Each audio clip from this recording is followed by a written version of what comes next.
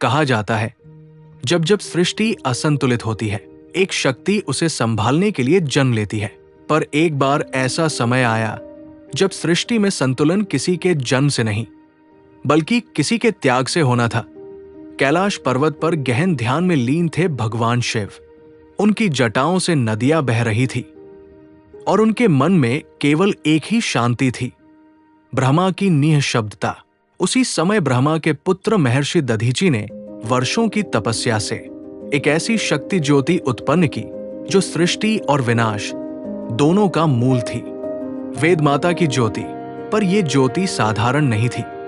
जिसने भी उसे छूने का प्रयास किया वो अग्नि में विलीन हो गया। ब्रह्मा, विष्णु सभी ने कोशिश की पर असफल रहे। तब देवताओं ने कहा, यह ज्योति तो उसी के योग्य है जो सर्वत्यागी हो, जो स्वयं का भी त्याग कर सके।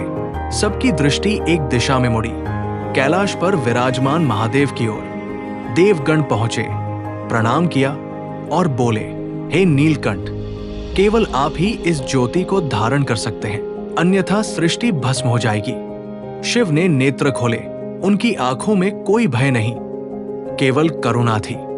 उन्होंने कहा, जब सृष्टि संकट में हो तब सिर झुकाना ही मेरा धर्म है। फिर उन्होंने त्रिशूल उठाया और अग्नि के साक्षी में कहा, अगर ब्रह्मांड को मेरे सिर की आवश्यकता है तो ये सिर आज ब्रह्मांड को अर्पित। क्षण भर में महादेव ने स्वयं अपना ही सिर काट दिया। जैसे ही उनका सिर पृथ्वी पर गिरा, कैलाश कांप उठा, दिशाएं मौन हो गई और देवता विलाप करने लगे, प्रभु आपने स्वयं को क्यों मिटा दिया? उसी क्षण वह दिव्य ज्योति शिव के कंठ में समा गई और नीली हो गई। उनका शरीर स्थिर था पर गले में नीलवर्ण चमक रहा था। यहीं से उत्पन्न हुआ नाम नीलकंठ। सृष्टि रुक गई थी, देवता भयभीत थे। अब कौन संतुलन लौटाएगा?